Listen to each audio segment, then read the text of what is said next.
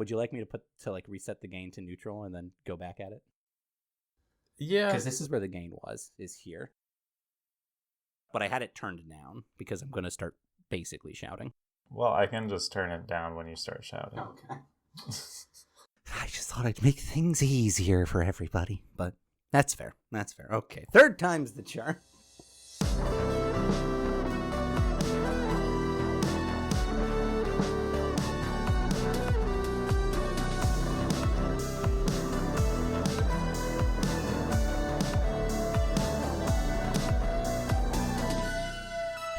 Hello and welcome to Add It to the List, the show where we binge watch a season of an anime and then talk about whether we think it should go on your watch list. My name is Jack, and with me as always is Forrest. Hello. Or rather, for this episode, should I say, the following podcast is scheduled for one fall with time not to exceed 2 hours. Introducing first, weighing in at a combined 435 pounds, Add It to the List! And in this corner, making their way to the ring, weighing in at a total of 38 22-minute episodes, Tiger Mask W! Bring the bell! That being said, today's episode is a personal favorite of mine. The perfect anime, the besterest anime, Tiger Mask W. Forrest, prior to this, what had your exposure to Tiger Mask been? Literally just you. You had told me about Tiger Mask, and I had wanted to watch it for a while, but I just didn't. Well, and then we decided we were going to start recording this podcast, so then I was like, well, we'll probably do an episode about it someday. But this is literally my first exposure to wrestling in any way, shape, or form. And honestly, I'm glad that this was my first exposure to wrestling because this made me love wrestling. It's so good, both wrestling and this show. As what you said kind of implies, this is my favorite anime. I've watched it a couple of times before. I'm intimately familiar with this show. But how did you learn about it? I borrowed a Crunchyroll subscription from a buddy of mine. And then another buddy of mine was like, they have wrestling anime. And I'm like, oh, what, which ones? And they're like, well, I forget what it's called, but it's about a wrestler who goes back in time to run a fantasy pet shop. And I'm like, oh, that sounds lame. But that did make me Google wrestling anime. And then I saw Tiger Mask and I'm like, hang on, that's that New Japan Pro Wrestler guy. Hang on, what?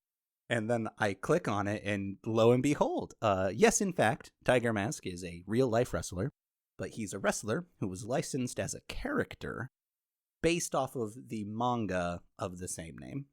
And so Tiger Mask W is sort of a rehashing of an anime based off of a person based off of a manga. Well, this isn't even necessarily a rehashing. This is like a direct sequel. This tells you about the original events of the anime, like the original anime, which was all the way back in the 60s, by the way, which is kind of wild to think about.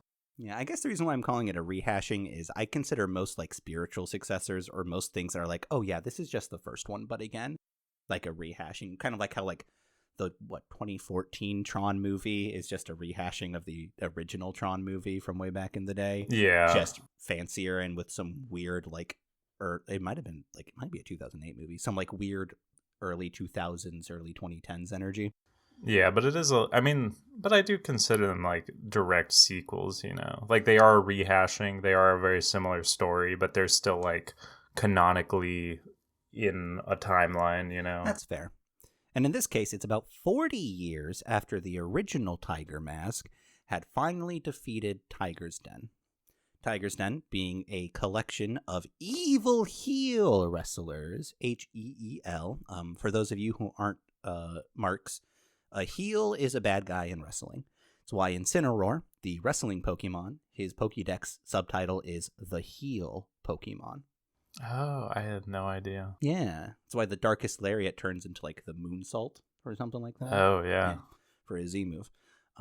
So yeah, heels are the bad guy, baby faces are the good guys. Wrestling's weird. Wrestling goes back from carnival barking sideshow type things, or at least wrestling as we know it now, where it used to be real wrestling matches. And that's not fun to watch. Legitimate wrestling, done by people who know what they're doing, is a lot of men pressing against each other, but not in particularly erotic ways. Like, it's just people in holds or in locks or occasionally doing a little bit of a shimmy. And so that wasn't that interesting. But even when it was interesting, in real contests, the person who wins may just not be very fun to talk to. So the carnival barkers were like, oh, so if we like rig this, we can kind of like, we can play this game a little bit. And then fast forward years and years and years, we have the WWE, AEW, New Japan Pro Wrestling. Like that's where we came from. It's why occasionally some terms just don't make sense, like shoot or work. And it's for things that are canonically like part of the storyline and for things that are just like actual things that happen. It refers to like a straight shooting gun at like a balloon popper or like a worked like piece of like fabrication, like that sort of thing. But all of that is besides the point. That is a lot of information that I didn't know about wrestling. But when did the WWE get founded? Oh gosh, it was the WWF. And honestly, I kind of don't care because the WWF was very fundamental in what it needed to be, which is to say a way to put way too much money into the best storytelling medium that there's ever been. And if you look back, most of those matches don't really hold up. And most of those promos really don't hold up. But then you also have the greats, right? Like, say what you will about Hulk Hogan and anything that he as a person may or may not have done since that time, but his promos have so much energy and his matches are comfortably fine. He's the safest worker the business has ever seen. Like, if you get into a ring with Hulk Hogan, you're walking out of there, like, and you know that. But like, then you look at the Macho Man Randy Savage, or like even a little bit later, like Roddy Piper. Like, god dang, like you watch some of those men and you like listen to them and you're just enraptured by it. And that's all that the WWF needed to be, was a way to popularize it. Yeah, well, and so many of those names are just like cultural touchstones. I feel like most people just know those names even if they don't know wrestling, because it's like I know all those names, but I've literally never watched a wrestling match in my life until today. So yeah. For those of you who are interested, I showed him Kenny Omega versus the Bastard Pac at I believe it's All Out, the first one. A fantastic bout. Kenny, you will never hear this, but if you do, you're my favorite human being. The WWE, as it is now, formerly the WWF, was founded in 1953, apparently. Any hoodle. Back to anime. Before we do leave wrestling as a historical touch point, if you are interested in... Okay. Multiple times, today alone, I've just said that wrestling is the greatest storytelling medium there's ever been. And I'll stand by that until the day that I die. And the reason why is it takes all of the, in a very similar means to anime, it takes all of the plot or character relations or moments and it cranks them up to 11. So when it's bad, oh god, it's awful. But when it's good, is it great? Which is why an anime based off of wrestling is a couple of things that crank it up to 22. Like, it is insane how well wrestling works in anime. But like, real life wrestling, if you appreciate ballet, you by definition have to like wrestling. And it's very strange to have those two represented next to each other, because like you look at like the art and the history and the culture behind ballet and no one would question it. Nobody questions like ballet's artistic integrity. Nobody respects wrestling as an art form. Not really. At least in the grand scheme of people. But it's the same thing. It is telling a story with your body rather than with words. And rather than plies and twirls, you're suplexing someone into somebody else off of a ladder through a table. And all three of those people walk away at the end of the night and no one's dead. That is art. Like, to convey to me and an auditorium of 2,000 people pain and anguish and hurt and betrayal in words is hard. Now, doing that through the medium of knife-edge chops and then a suicide dive through the top rope, oh, that's art. You can't convince me otherwise. I mean, yeah, just like watching real wrestling for the first, like real pro wrestling for the first time today. Like, there were genuine moments where I was like, ooh, that looked like a hard hit. But, like, you know, ultimately they come back from it because like they didn't seriously get injured, you know. And it's like that's fine. Like I never really had strong opinions about pro wrestling. I never experienced it. I always thought like, oh, the fact that it's all staged doesn't matter or it doesn't make it that great. But like, yeah, people don't need to physically get injured all the time. Like, that's what makes it cool. But also, that's what makes an anime about it even cooler because the people can get hurt and it doesn't matter because they're anime characters. And it just takes it all to the next level because you're like, oh, that was actually a hard hit. And you get to see all these really dope moves that like people do in pro wrestling, you know? There's no blading. There's no hiding a straight razor somewhere in the ring so that when the camera cuts away, you nick your forehead to bleed. Nah, everybody gets busted open the hard way. And oh, it's so good. The last and final soapboxing about professional wrestling is if you are interested in it, but you don't know where to start, Kenny Omega versus the Bastard Pack. Very fantastic match. Both men did amazing. But if you want to like just get more background about it, Polygon's Pat Gill has a very good video about how wrestling has just invaded the video game world and how the video game world is better for it. And then the other like standout video essay about wrestling is Without a Doubt by Super Eye Patch Wolf. They have a very great video where they just sort of break down what makes wrestling appealing. And it ends with like a 15-minute deep dive into Kenny Omega's saga as, you know, one half of the Golden Lovers. Very fantastic. Watch it, please. Anyway. I feel like we should talk about the anime. No, that's not what we're here to do for us. We're here to indulge me and me alone. Yeah. Tiger Mask W is, so 40 years after the original Tiger Mask rose up, defected from Tiger's Den. So the reason why the original Tiger Mask defected is some children told him that they wanted to grow up to be a heel like him, and that was like sort of his instigating, like, oh no, I'm inspiring the wrong lessons. It's time to grow a conscience. Yeah, conscience. Yeah. A very historic, if not, you know, particularly well remembered manga and anime followed. I say that in like the Western world. Obviously, it was big enough in Japan to get a real life wrestler licensed from it as a property.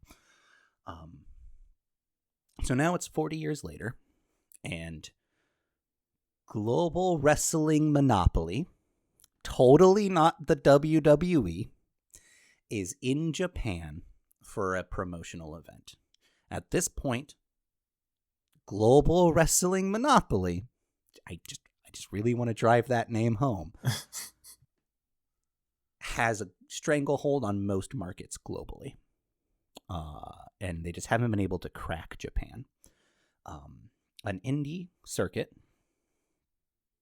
that I forget the name of, but it doesn't really matter. It's not New Japan Pro Wrestling. The Zipangu or whatever. Yeah. Take up the challenge to do the promotional event. They get their asses handed to them. But in particular, in the last match, for no particular reason other than the fact that he's a heel, Yellow Devil really lays it on to the like local star wrestler / founding member of this indie wrestling circuit by the name of Daisuke Fuji. And he absolutely retires him. And not like in a Shawn Michaels giving that sweet chin music to Ric Flair retire, but like this guy cannot walk after this. And so two of his proteges, his son, Takuma. Yeah. I do not know why I could not say that. I got excited talking about wrestling, and now my mouth's just like not caught up with me. And Naoto, who was just a guy from like a really poor town that was like demolished by natural disasters, who's got inspired to become a pro wrestler because of Daisuke's performances. They're there. This is like their rookie debut. And they watch their hero / father, respectively, get absolutely demolished. And then from this point, a path diverges in the woods. On the one hand, Naoto runs into an old Tiger's Den wrestler who was defeated by the original Tiger Mask, who tells him, if you want to stop them and you want to get revenge, come with me. I will make you strong enough to stop them. And then, at the same time, Takuma, I feel like it's because I wasn't putting the emphasis on the right syllable that it was just like, this isn't how that works. It is Takuma, yeah. Takuma, he basically gets scouted by Yellow Devil. He's in the hospital, in the hallway, outside of his father's like room. And Mr. X, the evil like head / promoter for Global Wrestling Monopoly and head of the Tiger's Den, he comes up with Yellow Devil and he says, we're going to pay for your father's medical bills. And a little bit of a fight ensues, and Yellow Devil goes, hey, if you hate me, join Tiger's Den and become strong enough to do something about it. And boom, that's our story. It's that story that we watch. And God, is it a fun story to watch. Yeah, dude. Just from a visual spectacle aspect, because they're not constrained by the human body, right? Like, wrestlers are amazing athletes. They're amazing gymnasts. They can twist and contort and fly in ways that oh gosh. But in anime, where we don't have to worry about what the human body is physically capable of, oh, these matches go crazy. And the animation budget, I don't know what it was, but it all went into the action. Like, there are some moments where people are like talking outside the ring, or like a little bit of like shopping type stuff, and those like aren't the smoothest and they're not the greatest. There's not the most polish there. Well, that doesn't matter, because when they're in the ring doing cool ring stuff, oh, no expenses paid. I mean, I think that's also a testament to like it clearly having a lasting impact in Japan, because a show like this that's like 38 episodes clearly got the budget to do a pretty like quality anime, you know? So like clearly there was like a pretty big following for this series. And you can definitely see it. Just like it's super, super good. Did we want to say that we're not really giving spoilers in this first half? I mean, I think I kind of diverted our traditional intro a little bit. But yeah, in general, we're not going to go too spoiler heavy. What I just told you is literally the first 4 minutes of episode 1. Yeah, like that's just the setup, so that's not spoilers. Yeah, we're gonna go a little bit spoiler light. We'll give you like specific warnings if like we do need like to illustrate a point or something. But for the most part, you can like if you are interested, you can watch without caring too terribly much about spoilers. After we say the yes or no, is this worth watching? I don't think that's going to be much of a reveal. I think we're kind of wearing our hearts on our sleeves. But once we formally say that bit, after that, we'll kind of go into like the show itself and like more of a plot line. We're not going to go episode by episode, and I apologize for doing that previously. Looking back on it, it does make certain things unlistenable, so we're not going to do that. But we are going to go a little bit more into the story itself in the second half. So, but yeah, the visuals, it's gorgeous. The intro is probably the greatest intro of all of wrestling. It's short. It's very short. It's like a minute. Just like so satisfying and just kind of what's the word, like refreshing to see an opening that just gets to the point and is also really good. Yeah, it's Tiger Mask and Tiger the Dark, who is the in-ring name of Takuma. God damn. I think what it is my brain wants to go Akuma. Oh, yeah. But it's not. It's Takuma. Anyway, it's them doing a little bit of a thing, and then some classic anime montage of everybody that we like, and then everybody who we will come to hate. And it's just gorgeous, and it's action. And the song? Oh my god, the song? I'm not going to sing the Japanese. Like, listen to it, regardless of if you care to watch the show. It is so good, and I can never do it justice. But God, it's so good. The lyrics are insane. Like, the actual translation of the lyrics are peak, like, 90s classical drama anime lyrics. Yeah. In the white mat jungle, ravaged yet again by a storm today. Deliver the fist of justice on the unruly villains. God, it goes so hard. And in the Japanese, where there's so many more syllables per line, it punches you through to the next bar so quickly that, like, every time I listen to it, I'm like, I want to go do a thing. Yeah, seriously. It just gets me hyped about working out, bro. Bro.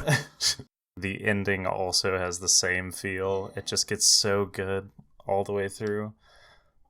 And it's like fine too. It's crazy because, you know, it's a 38 episode anime, and usually by like 12 episodes they swap the opening. But no, this one doesn't need a new opening. This one's just good enough to go all the way to the very end.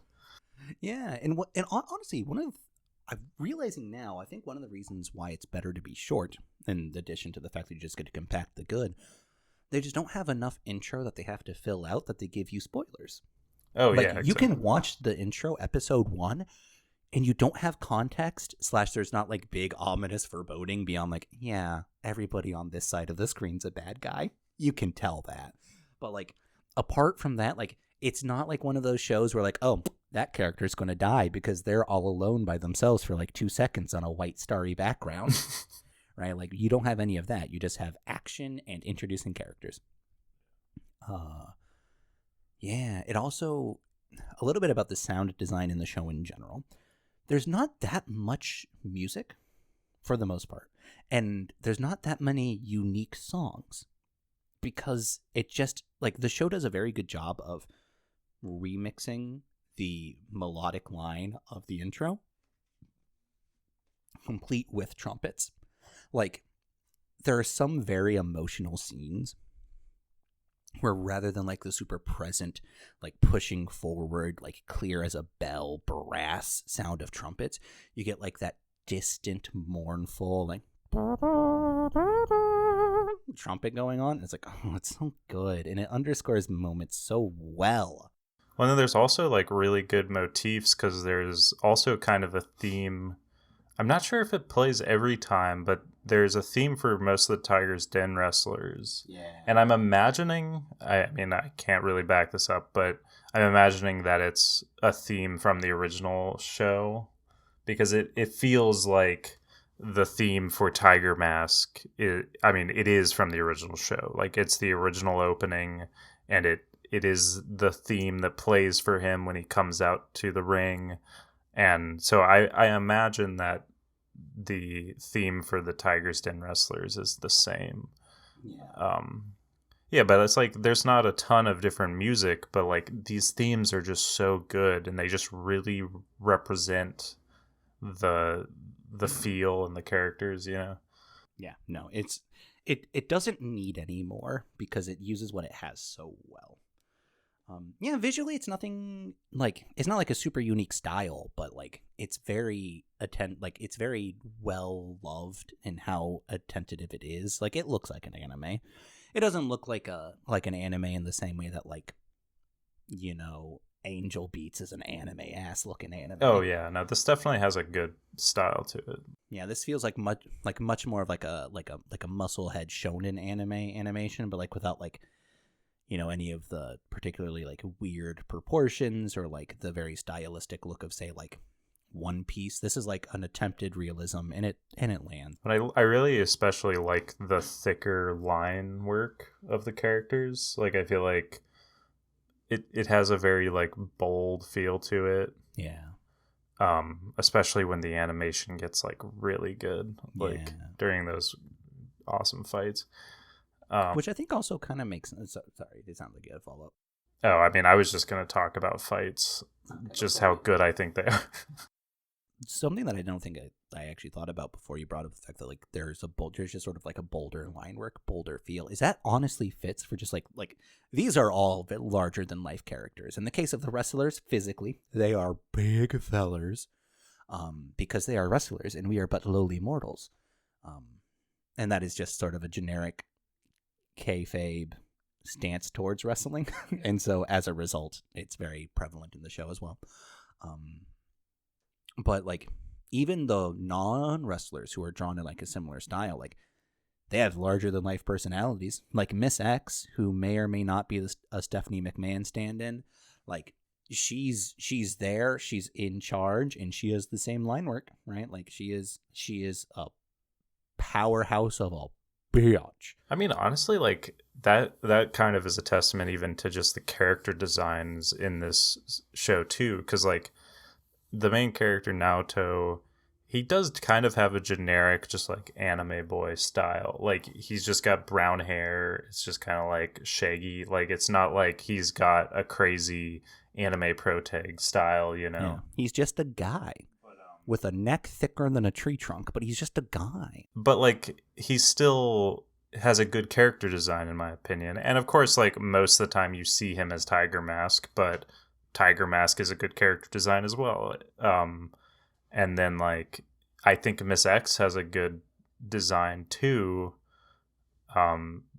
Like she is the sex appeal, so like big booba. Yeah, like but I feel like it's not distasteful sex appeal in my opinion. I don't know how you feel about it, but it's just like sure, like every time they show her they like pan up from her boobs, but like you're not wrong, just like, and sure that happened, but like it's, I don't know, she's not like mistreated, she's not like constantly like fondled over by the men, you know.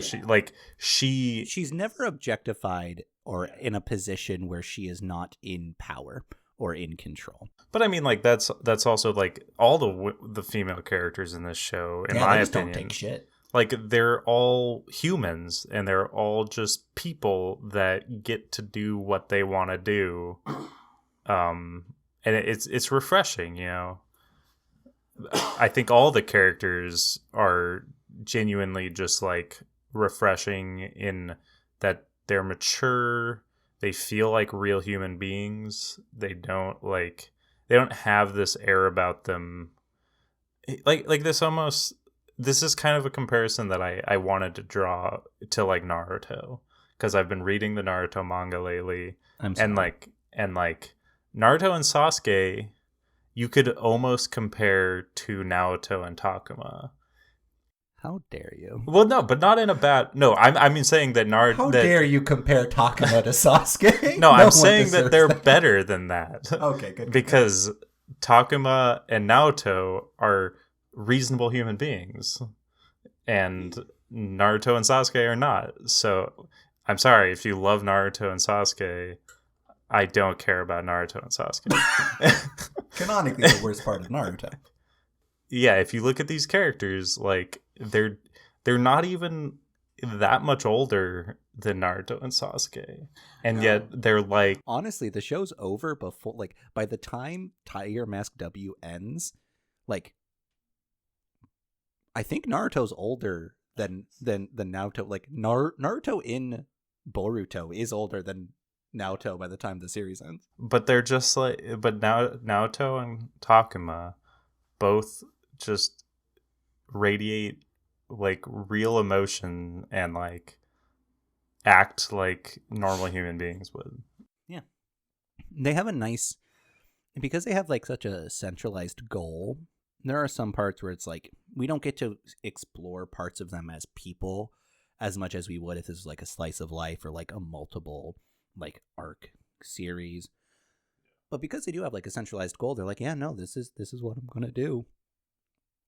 But like even then we have moments of just like watching them be people and just like they have a motivation, but they're just like enjoying things. Like we watch Naoto go on a date, we watch Takuma just like have a buddy around the tiger's den, Kevin Anderson. We could just like watch them be people in a way that's like, oh yeah, no, they're not like going out of their way, they're not like doing that shitty perving on people in the hot tub gimmicks, like they're not doing like protag shit. They're just like, yeah, I have to train, dude, so I'm gonna go train. But like, oh hey, I have preferences, like I have tastes and opinions, and I can hold conversations with people. Yeah, and they also aren't petty. Like this isn't like a huge spoiler, but like they once they kind of learn each other's like roles, you know, because like the whole point is that they don't know that the other one is Tiger Mask. And I mean, obviously as the viewer you know this from like the get-go, but like they don't know that Takuma doesn't know that Naoto is Tiger Mask, and Naoto doesn't know that Takuma is Tiger the Dark. And when they do inevitably learn, there's no hard feelings. Yeah. It's not like, oh my god, you beat the crap out of me so many times, how dare you? It's just like Takuma's like, oh, how the hell did you get so strong, man? Like, what? I did not expect that. I don't know. It's refreshing. And then like there's just so many gimmicks in shonen manga and anime that just need to like go away. Like I've also been reading My Hero, and God, I hate so many characters in that, because it also falls into the same trap of just like there has to be these like pervy characters and these characters that Grape-kun. Yeah, that just treat other women and characters just terribly, you know, and it's played for laughs. It's not They funny. Never once suffer a ramification. Yeah, but it's like that's just like an overarching issue with shonen comedy. So it's just very refreshing to see something that I think hits all the same notes as shonen. Yeah, like series, but just does it in a much more refreshing way. Yeah, I would agree. There is a quote unquote comedy character by the name of Fukuwara Mask. He is my favorite son. I love him a bunch. And that's how you do a comedy character. Yeah, he is. So, brief moment on Fukuwara Mask. He is a wrestler who is stronger than he lets on. He's another masked wrestler. And again, there's no kayfabe. So he's keeping his identity a secret. Nobody knows who's the man behind the mask. Wait, what's that word that you... Kayfabe? Kayfabe? Kayfabe is basically the wrestling form of canon. Oh, Kayfabe was a term that wrestlers or people who were in the know would use, or like find a way to like drop in to like basically let other people who were in the knows, oh, there are normies around, we need to maintain the facade. And so now anything that happens within the context of the fictional wrestling world is referred to as being kayfabe, and everything that's just like them as people is outside of kayfabe. Yeah. It used to be like produced by kayfabe. You'd see on like some like old wrestling broadcasts. Nowadays, the WWE actually has like a very powerful term that they use for when things go bad in like a live recording without like tipping their hat. They don't go, hey, this isn't kayfabe. They go, this is not a part of tonight's scheduled entertainment. So like when JR has his heart attack on mic on commentary in the middle of a Raw, like when they come back, they're like, hey, we're not going to have announcers for the rest of the night. This is not part of your scheduled entertainment. Just so you know. Enjoy the matches. But like, yeah, since there is no kayfabe, Fukuwara Mask is just a masked man who's a mystery, and he's stronger than he lets on. But he doesn't want to draw attention to himself, so he's not trying to be stronger. He's just making money, and what makes money is by being invited to matches, and what gets you invited to matches is the audience liking you. So he'll do silly little dances, he'll do like gimmicks in the ring that are supposed to be like comedy spots, and they land well enough. And then like the other wrestler will just stand there and be like, what do I do? What do I do? Like, what do you do against this? And then, like, you know, he'll, like, surprise them with, like, a small package or something. But there's a very good moment. I can't... Oh, there's a moment where he's, like, doing, like, sort of, like, a tag event with... No, he's in a Rumble. He's in a Royal Rumble-esque. Not the Royal Rumble. Are you talking about the one that he sets up himself? No, the one where it's him, Tiger, and some New Japan wrestlers. Yeah. What was that? Battle Royale. There it is, because the Royal Rumble is a trademark. They're in this Battle Royale, and he's just like, oh, they're locked up. I'm gonna hit them with the booty bump. And then he just like really quickly like gets the pin as they're like falling on top of each other. And it's like there are moments like that where it's like, let's go, my guy. But like he's very obviously like a smart man. He knows what's going on. He joins the Global Monopoly Wrestling commentary team after a match because he figures, well, now they have to pay me for being a commentator. Like he just pulls up a chair. And then the next episode, Miss X goes, well, the audience really liked Fukuhara Mask on commentary, so I guess he's commentary now. Well, and then even like way later down the line, he like shows up at the big Final Wars match and like he just kind of is there to be commentator. Yeah. Wait, wasn't he like trying to leave and then they were like, oh, you gotta come commentate? I don't remember. So there's a moment where his secret identity is found out by Tiger the Great the Third, the big bad. And he's like, oh, God, I gotta go. He hates me, so they have to hate me. I'm gonna get out of here before they do something bad. And then Lady, whose name is Lady, she's like, hey, Fukuhara, where are you going? You're on commentary. And he's like, really? Okay, cool. Like sure, a paycheck's a paycheck. Oh, yeah, cool. Yeah. Yeah, he's a great character. I mean, I do want to talk about Haruna, too, who's... She's a woman who exists not just to be a love interest. There is a very awkward romantic side plot, but honestly, across 38 episodes, you notice it in like 2. Are you talking about her thing with Naoto? Yes. Which, I mean, like, isn't even... I mean, I think that's very tasteful because, like, it's only brought up, like you said, like, twice, and she never really, like... lets it on, like she never lets that, like, you know, overwhelm her. You know, she's mature about it. And like honestly, like the way that they don't expressly state it, but it makes sense. She's 19 at the events of the show. I don't know how old is Naoto. I don't remember. He's like 20 something, like early 20s, because like he was like early to late teens when he gets picked up by the guy. Now, okay, so the old Tiger's Den wrestler or Lion's Den wrestler Takaoka, that's his like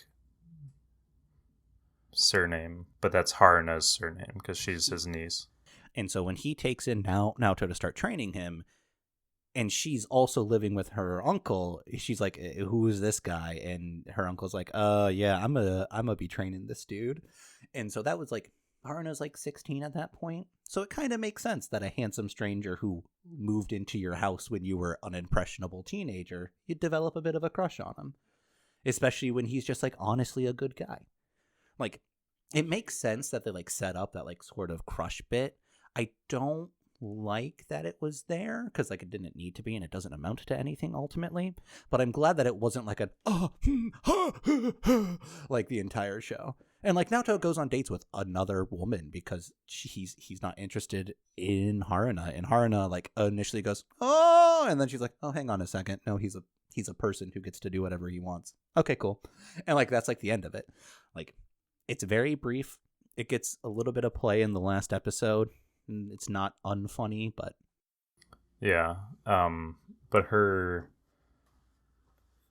the way, I mean, yeah, the way that she like deals with it is just mature. But anyway, so she's like the niece of the guy who starts training Naoto, and then she gets upset at first because like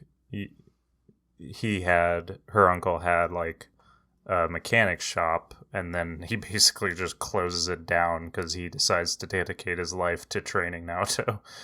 Specifically to beat Tiger's Den. Yeah. The point is to stop Tiger's Den. Training Naoto is just how we do it. Yeah, but like she was gonna like start working there during high school, and then like she learns that, oh well, that's just not happening. So she gets super upset, but then, you know, it is kind of about her just like understanding the goals and motivations of these two men. And then she also becomes Tiger's agent, which is kind of her character arc throughout the story, just like her, you know, getting her feet under her and learning what it means to like, you know, play in the hypothetical ring of being an agent and like She learns how to merchandise. yeah. But she's just a refreshing take on a female character that literally just gets to be a human being and gets to shine in her own ways. Yeah, comment sections sexualize the hell out of her. The actual show doesn't. There are a couple of moments where it's like, that doesn't have to be that way. So there's like a women's match. This is back in 2016, and it is written, in Japan. Like, so in America, we had a plot line by the name of the Women's Revolution, which, for those of you who don't know, way back when, the women's division was the women's division. Then, sometime before the Raw is War era, where things had to be sexy and edgy, women became divas. And they've been divas with a little butterfly belt instead of like a championship belt that looks like a championship belt. It's literally in the shape of a butterfly. They were women up until like 24, or they were divas up until like 2014, 2016, sometime around there. And then there's like this big multi-year plot line to bring back the women's division called the Women's Revolution. This show started getting made in 2016, or started releasing, in 2016. So they're divas in the show, which is a little unfortunate. Anyway, there's a divas match. There's an episode with a divas match in it. And in it, we learn, so one of the women in the tag match get injured. And so to fill in for her spot, Haruna jumps in and like, well, how? No, you're but a lowly mortal. You are not a pro wrestler. And it's like, I have been training. And she's got a 6-pack. Yeah, she was like working out and like doing stuff in secret behind her uncle's back because her uncle promised her mother that he wouldn't let her become a pro wrestler. So okay. But yeah, and so there's a bit where it's like, oh wow, you're surprisingly buff, Haruna. Oh wow, do you have abs? Can I feel? And just like in the women's locker room, it's like that didn't have to be there. It was that, but at least it was between women. Which it's a different type of bad. Well, yeah. Like it's one thing if it's like introducing like the fact that a character is, lesbian or otherwise not, like, does not identify as like a heterosexual individual, but like the sexualization of women and women is also very prominent in animation in a lot of unfortunate ways. Oh yeah, as I was saying before about just like shitty shonen tropes. But like, yeah, like apart from that, it's like, oh yeah, no, she's just a person who's there. And she cheers Tiger on a lot. Yeah. And I mean, he's kind of the motivating reason for why she even wants to train and be a pro wrestler herself, She learns what pro wrestling. There are a couple of moments in this show where people learn what pro wrestling is, not the concept, but what it means to have pro wrestling in your life. And as a smark, I marked out really hard for those moments. What is a smark? So a mark is anybody. It goes back to the Carney terms. A mark is somebody who's like, that is an easy mark. That person will buy in because they don't know any better. And then a smart is anybody who knows better, like they get the game, they get the facade. A smark is what people who... There are two types of smarks. A smark is but a smart mark. It is people who get what's going on, but we pop off hard anyway. But then there are the bad types of smark. These are the type of like neckbeards who make podcasts about dream booking and heavily criticizing current product, not for real reasons, but because back in my day, we had big buff men who slapped each other more. Like those type of people, they also liken themselves as smarks. The sort of person who frequents r/squared circle. It's the wrestling Reddit. There's some very good stuff there. There's also a lot of people where it's like, oh, yikes, I would not want to be with you on a train ride. Man, I'm out for blood today, dude. I don't know what's up with that. I mean, that's fine. You're passionate about wrestling. Pow, pow, come at me. I already came out about fucking hating Naruto and Sasuke. Yeah, but I agree with that. Um, At this point, I do want to talk about the fights. Oh, though. yeah, that's- We haven't even talked about how great the fights are, and like I'm not gonna like go super in depth yet because we have to like get to the fights, but I just want to run down why I think the fights in this are just like pinnacle anime fights. Because like it is wrestling, so like wrestling fights have a particular feel to them, but this also combines that with, well, wrestling fights are basically just shonen fights. Like it's all about just like coming back from the brink, you know, like having that final big finisher move that just like ends it all, you know. Um but they're but it's just like I'm just so sick of shonen fights where, I mean, and this kind of comes from One Piece, but I'm sick of fights where the main character has to like lose and then come back and then lose again and then come back, you know, from the brink every time. And I mean, that's just the problem with most shonen fights. And it just drags them on for so long. And I've done a lot of just like ruminating about what makes a good anime fight. And I've definitely, my favorite fights are like shorter to the point, you know? And that's everything that Tiger Mask does so well, is just like each fight, you just like, there is no extraneous talking. I mean, like, there are commentators, but like, even that is pretty tasteful and like not over the top. Um, like the characters aren't constantly screaming at each other, and like they do say things to each other, but you just get to see stuff happen, and you're not like in the dark about everything that's going on. Like what's happening is pretty face value, but also the choreography is fantastic. Like you get, I mean, honestly, the final fight was like the pinnacle of anime fights in my experience, in my opinion, because like the characters were not necessarily at equal footing, but like everything just meshed so well. There was no downtime. Like each character came out swinging super hard. Like they each kind of had their strong points where they like took the other person down, but then they came back almost immediately, and you like saw the fire in Naoto's eyes. You know, it's just like, I don't know if I got my ideas across correctly, but like it's just so refreshing. they don't build up to moments arbitrarily. Yeah.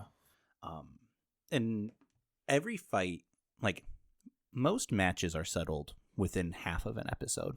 Like it's a pretty common structure to an episode where like they build up a series or a tournament, and like they build up the main event, because obviously Tiger Mask is main eventing. And then like the first half of the episode will be like the like card leading up to it, and like you get like a cut in, or like you get like commentary in the background, but it's like stuff like in like Tiger in the back, like of like the back of the arena, or like backstage just talking or doing things that he needs to do. And then the second half is Tiger's match. And it's done by the end of it more often than it's not. What's really nice about it is those commentary moments that you were talking about, they use them not as like in the JoJo's of like, oh my god, this power doesn't make any sense because we haven't used it anywhere like this before, so this is how Araki's going to tell you why this makes sense. It's not that. It's, oh my god, getting to this next moment doesn't need to be animated, so we're going to save the animation that we would have spent having them climb the turnbuckle to have Fukuwara tell you that they are now on the turnbuckle, and then cut back to them on the turnbuckle. It's those sort of moments where it's like, thank you. You have just fast traveled this fighting cutscene. Yeah. And then, yeah, like, it's all just like, there's a lot of very smart moments of just like ring psychology, which to my understanding is the term of just like where things in the ring affect the decision making that happens in the ring, and like the long-term effects of like what happens in the ring. The first time that we actually really see it is in the War Games. No, honestly, it's in the women's match. So okay, so we get to watch 3 women's matches in the 38 episodes. Um, the first one is a tag match where the local Japanese team gets squashed. Just it's real bad. It's a squash match. The second one that like they need to substitute, and that's when we get Haruna hopping in as Spring Tiger. But since she's in there, and she and Miss X have kind of been like butting heads, just because Miss X is like, "Hey, Tiger, do what we want," or like, "Hang on, Tigers, do it." Oh God, I have to change the card now. That type of thing. Oh God, I heard myself very clear for a moment, and it scared me. Oh, are you not very clear? No, I mean I am. Oh. Did that fix it? I was wrong. I wasn't clear at all before. Oh, I'm so present in this audio. Yeah, so Miss X and Haruna haven't had like a rivalry, but sort of like a she's so annoying, or like, oh my God, she's in my way again sort of thing. And so when Miss X was like, oh, she's going to step into the ring? Well, I'm going to step in the ring and beat the shit out of her. And so what it is it's a professional wrestler and an amateur, and then a professional wrestler and an amateur. And so they kind of like square off, or it's like, oh, hang on. Miss X tagged out. You can't beat her. Take me back in, Haruna. Get out of here. But Haruna, and the commentary team talks about this. She's got a very traditional ground-based wrestling technique where she's focusing on parts of the body, and she's focusing on weakening them and like moving on to the next part of the body. So like she works the arms, then she works the legs. But what's really, really clean is there's a moment where Miss X is going to get the upper hand. She counters into a bridged German suplex, so she's got Haruna down for the pin, but she can't keep the leverage she needs for the 3 count because, as we'd seen earlier, Haruna worked the legs enough that her legs weren't strong enough to keep her in the position. And that's a ring psychology. Oh, yeah, no, that was a great moment. And that shit slaps. That was... I just slapped the table and it's not mine. Like, you could literally say that about like ring psychology. I feel like you could literally say is just fight psychology, because it's like how you interact with your opponent and how you like influence them, and like influence their actions later down the line by the actions that you take. I mean, that's just like, I feel like that's just how a fight works. It's like you either you either hurt an opponent in a particular way because you know that it'll impact the way that they can function down the line. I mean, one of the strongest parts, or one of the strongest examples of that too, I think, was in Tiger the Dark versus Tiger the Great, because Tiger the Great was just like taking hits in like the first little bit. He was just like, he was no selling. Yeah, he was just letting Tiger the Dark go at him, getting him to think that he was like getting the upper hand so that he could like pull back, because like he was that strong. Is this the strength of a champion? The answer is yes. Anyway, we could probably talk about add it to the list. Yeah. And then this is where we would play our intro music, which is definitely going to be our Titantron intro. Forrest, I want you to know, in our part of the United States, there's a non-zero indie wrestling scene. It would be a bit of a drive, but if you want a weekends off, drive over to a training center and do that for a couple of years of our life until one of us breaks an ankle. I'm down. Honestly, the dream is to do what happened for Excalibur, who's on the commentary team for AEW. He was a pro wrestler, and how he got into pro wrestling is he met someone on pro wrestling forums who was like, "Hey, travel across country, live in my garage, and I will teach you how to be a wrestler." And then he did it, and then he got a concussion, or like enough concussions that it's like, ooh, commentary for me now. And it's like, you know what? Fair enough. Excalibur, please don't die. Anyway, our Titantron plays. The music goes. I forget what our music sounds like. Okay, Jack, would you add this to your list? Yes, it is the list. Oh, you know what we need? We need to take that. Okay. So a few years ago, Chris Jericho, one of his gimmicks was adding you to the list. Oh, the list of Jericho. You just made the list! If we do that sound bit, actually. But like, no. Like, this show is the list. This show is the greatest piece of anime ever to exist. It's so good. The story is so clean and succinct, and you know what's going to happen. There are a few curveballs along the way. It's like, ooh, I didn't expect so-and-so to win that. Or like, oh, okay.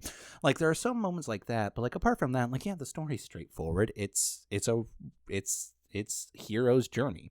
But God, it's so satisfying, and everything looks so cool. And like, even the plot-heavy episodes where there's not that much wrestling, you can count on either one German suplex or one standing drop kick per episode, and you like clockwork. You watch 38 of them at least. Like, oh, it's so good. Yes, it should be the first thing on your list. Hey, Forrest. Hello. Would you add this to your list? I mean, definitely. I mean, I literally texted you when I finished it. I was like, this is definitely an all-time favorite of mine now. Like, it was just so good from beginning to end. Like, I feel like I can't, like, I've tried to express that, but it's like, I don't know. It's just everything that I've wanted in a shonen anime, you know. It just does everything so well. It doesn't cut corners. Like, every fight is a quality fight. Like, every character is a quality character. It doesn't lean on tropes, you know. It like just tells a compelling story from beginning to end. And there's like small twists here and there, you know, to keep it exciting. Like, you do inevitably kind of know where it's gonna all end up, but honestly, there's points where you question if you know how it's going to end up there, you know? And I think that it was just really impressively well written, you know? So, I want to get water. Yeah, we can take a break. Just don't do urine therapy, guys. Okay, there we go. That's our call back from break. Kevin, Mike, and Taiga Zadak. So, after the events of the first episode, or I said the first five minutes, after Daisuke gets retired by Yellow Devil.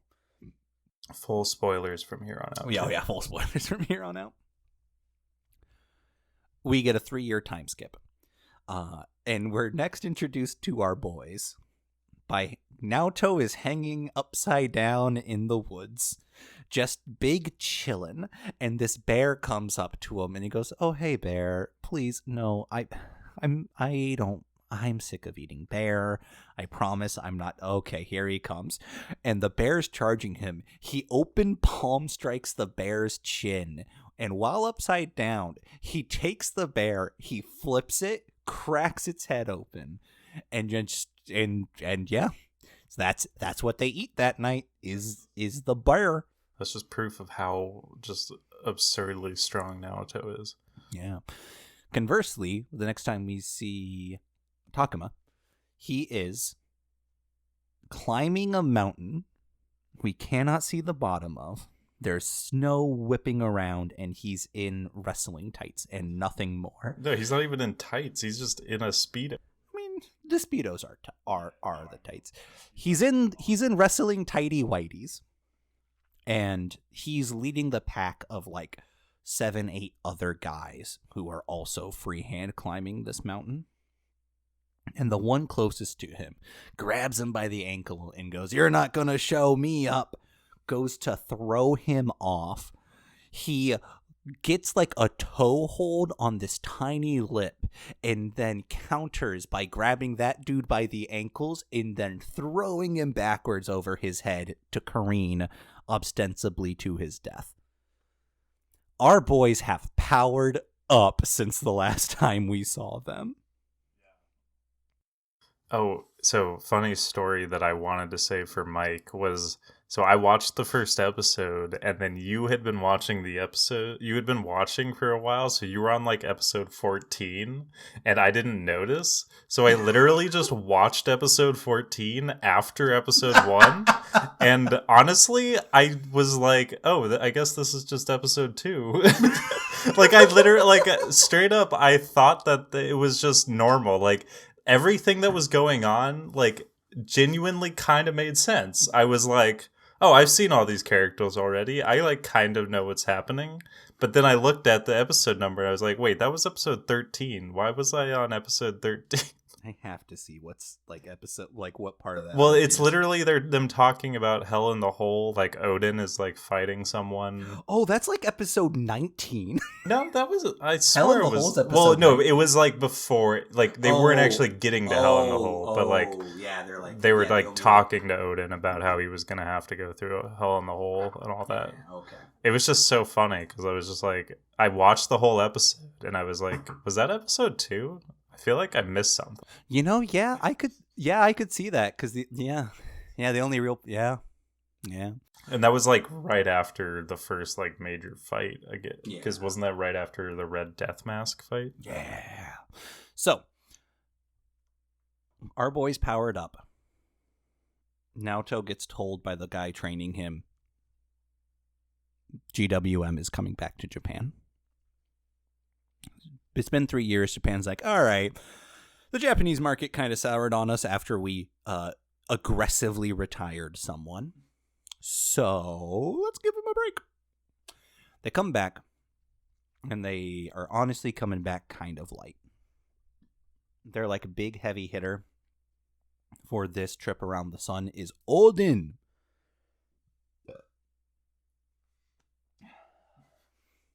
Odin was one of the guys who were part of the low card the first time, or I say the 3 years ago time when they fought Daisuke. And so Tiger's like, oh, I need to fight this guy. They do a little bit of trickery, and Tiger ends up fighting that guy. He beats that guy. What's really nice is that, like, Odin, like, back in the day, Odin just, like, stiff-armed, no-souled Naoto, like, outside of the ring as he was, like, trying to, like, help Daisuke. But now, like, Naoto is just, like, Brock Lesnar, Roman Reigns, refused to job to anybody, just pushes through, and he's like, okay, cool, you don't know anything? Bap! I was kind of confused as to what happened there, because, like, Naoto, like, they had a card swap? Like, what happened to the original guy that was supposed to fight? So the original guy was like, I'm just doing this for the money, but I think that guy's going to literally actually kill me. And so Haruna was like, oh, hey, if you don't want to do this, go ahead and run out there, say that you're sick, and then we'll take your spot. Oh, yeah, I remember that. Yeah, and so it's like, well, are you going to have an empty main event, or are you going to wrestle my boy, Tiger? And so they're like, all right, you can wrestle Tiger. That was his debut match, too. It was, and he creamed him. It was a squash match, to be sure. Yeah, and then the first major arc is just trying to get GWM to bring out Yellow Devil. Because now, that's what Naoto's doing. Takuma is actively trying to work his way up through Tiger's Den to figure out where that Yellow Devil is. Well, we also learned that, well, like when Takuma made it up to the top of that mountain first, that was like when he got christened with the Tiger the Dark moniker. Yes. Yep. That's when he became Tiger the Dark. Yeah, the first arc is really, so Naoto is getting a little bit more battle experience by joining New Japan Pro Wrestling. He doesn't sign on or anything, but he's just like free agent who just like shows up, joins some series, does some cards with them. Interesting note, with the exception of Ryu, who's like the spunky rookie, and Daisuke, every person in New Japan Pro Wrestling that we meet or that speaks is a real honest-to-God person who's wrestling actively today. I kind of want to like see what they look like in real life. They are far shorter than what they appear in the anime. They're all, they're very athletic men, but they're not the anime 6'5" that they're depicted as. Like you saw Kenny Omega when I made you watch that match earlier tonight. Yeah. He's also in the show, like full, like standing equal to Tiger.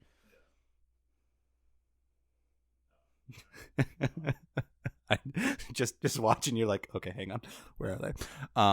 Yeah, so not too terrible much happens in the first arc, if memory serves. At GWM or GMW, excuse me.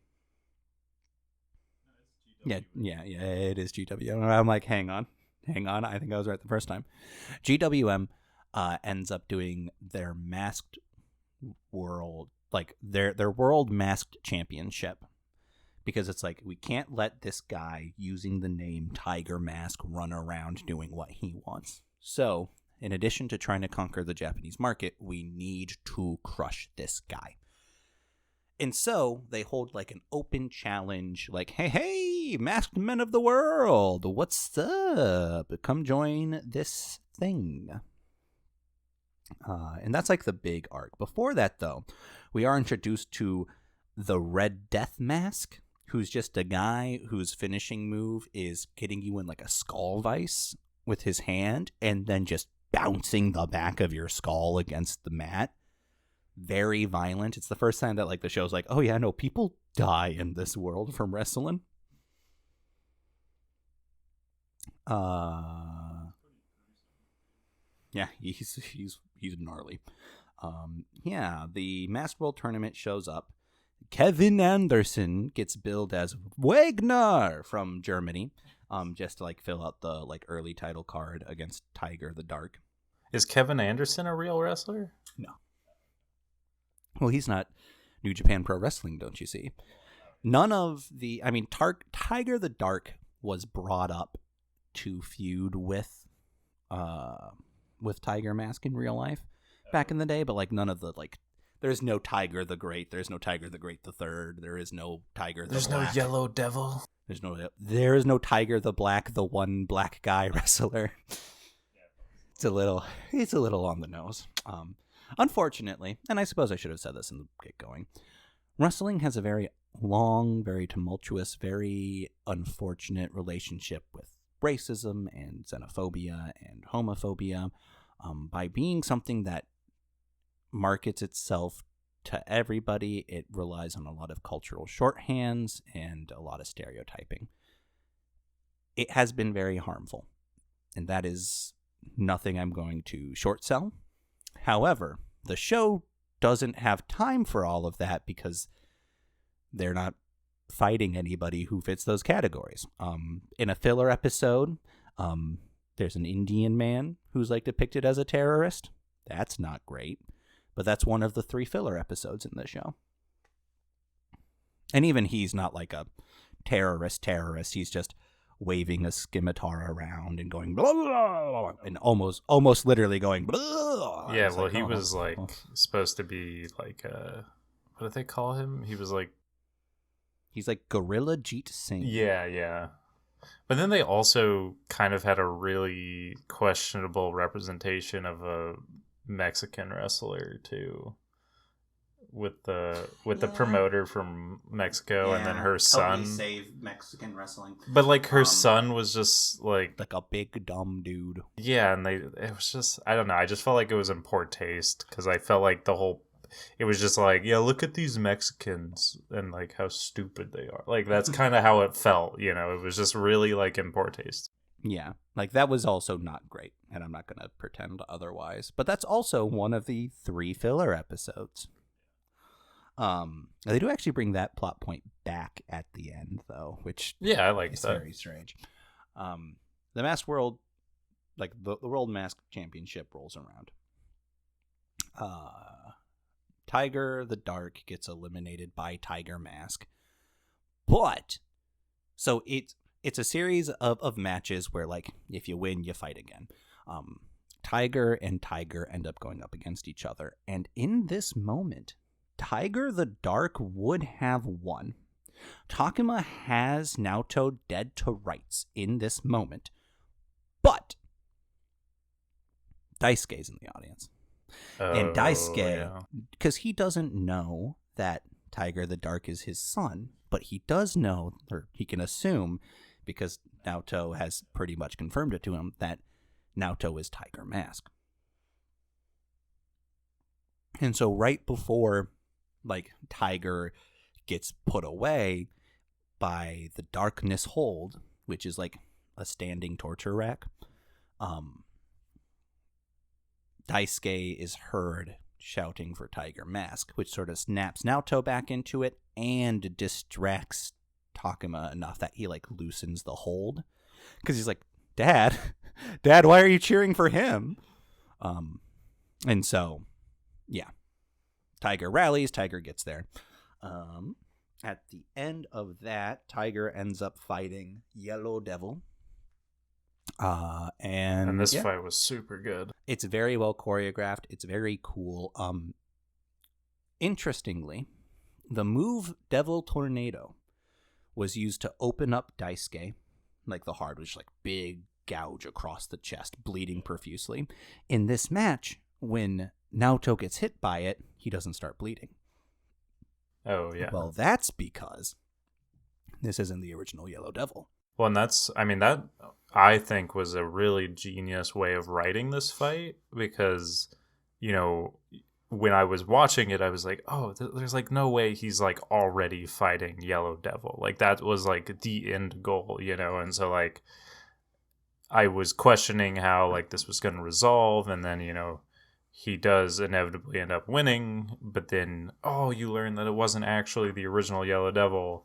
And I just thought that was such a great subversion, because it made you think like, oh, this is like a big deal, but then, oh no, this actually isn't who we thought it was. So no, it's just some jobber in the Sin Cara mask. Yeah, I think that's a good, it was just a good way of writing that. Yeah. Because it raises the stakes, and then like, and you're like, oh, this is like a big deal, but then like it kind of pulls it back down, because you're like, oh wait, no, this actually wasn't the final bout, you know?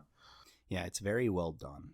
And at the end of it, nobody knows anybody else's identity, but there's a very cool moment where Tiger's walking past and the Dark goes, so you're after him too. And then they don't say anything, and then Tiger just keeps walking. It's a very cool moment. And that is where, realistically, you could end a one-season review. But then I wouldn't get to talk about all of the gimmick matches, and your boy pops for a gimmick match. Quick touchdown here. This tournament series is our first introduction to women wrestlers. It's not great. To be fair, it's not that much worse from how wrestling handles their female talent now.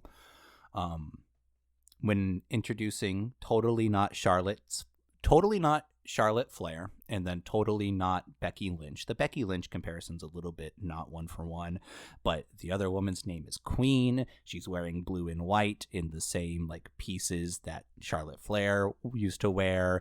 She has the long Charlotte Flair. Like, it's Charlotte Flair, which therefore means that the redhead with her is Becky Lynch. And this was around 2016. There's no reason it's not, or there's no way that it's not. When they come out, rather than like giving like their weight or like fighting styles, the GWM announce team goes busts hips, or bust waist hips, bust waist hips. And Fukuwara, who at this point is on the announce team's like, what? Hang, okay, cool, I guess, but like, well, how do they wrestle? Are they top rope people? Are they slow to the ground grab? Like, what's going on here? And then the announcer just goes, ha ha, wait and see. And it's like, this is what the audience wants to hear. Yeah, the GWM's like, well, this is what the Japanese market wants to hear, right?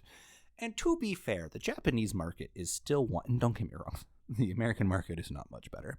Like, there's summer sets. Like, every woman who was part of the women's revolution, you can see in a bikini set for like a 4th of July thing. It's not great.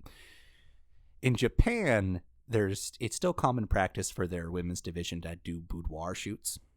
So like, it's not great. So yeah, which is why the show only handles their women slightly worse. But in the next episode, because they had lost to Tiger, Takuma would have to go in for the Tiger's execution, which apparently in the Tiger's Den, or the Tiger's Den, I realize I've called them Lion's Den a couple of times this recording, and if nobody roasts me for it, I'm gonna roast myself for it, because that's fucked dumb. Anyway, goes in for the Tiger's execution, which is honestly not as bad as it sounds. You're just the person who all of the rookies practice their moves on. Like, it could be worse, but the only way out of it is my favorite... I'm so slappy tonight. Is my favorite gimmick match, the Hell in the Hole, which we don't actually get to see for like 5 episodes. We do watch a Bigfoot match, which is another masked man. And at this point, Tiger doesn't want to wrestle any Monopoly wrestlers because he's like, give me Yellow Devil or I'm just going to not wrestle you. But they're like, hey, you know how you're our masked champion? Well, in that contract, you have at least like 8, 9, 10 matches that you have to wrestle. And then he's like, okay. One of them is up against Bigfoot. Big old boy. Just a big old boy. And they spend the entire time going, well, since he's so strong, there's no way that his matches go on. There's no way that he has stamina. But guess what he does? They're like, oh my god, he's actually nimble. Yeah. And then we have the Mexican promoter and her stupid son filler episode. It's a very unfortunate episode. Then we have the let's spend a day with some Japanese wrestlers filler episode. And this is just where he's trying to figure out his first killer move. It's part of that plot, but really the plot is going to goof around with some of the the New Japan wrestlers. Episode 18, we get the women's match with Haruna. It's a very good match. Like it a lot. It's worth noting by this point is that one of the one of the non-canon characters, by that I mean not a real human being, Ryu is a very good guy. Ryu is another example of just like good, mature handling of things. He's the New Japan rookie. And so he's like trying to prove himself. He's trying to go in blah, blah, blah, blah. But one of his things is that he has a big old crush on Haruna. And for the most part, she's just like, all right, cool. I don't give a shit. He just like constantly tries to ask her out. And she's just like, sure. But he isn't pushy about it. He's just like, hey, if I win tonight, dinner? And she's like, maybe. And he's like, hey, if I win tonight, lunch? And she's like, all right, maybe. There is one instance where it's like, oh, Haruna, no, you're being awful. Where she finally says yes to lunch. And when she does, she brings the tag team from Japan, Milk and Mint, the women's wrestlers, with her without telling Ryu that's what she was going to do. And so now Ryu has to pay for 3 of them. Yeah, it's kind of a dick move. Haruna. And then they're also like trying to get as much shit as possible. So they just like run him out.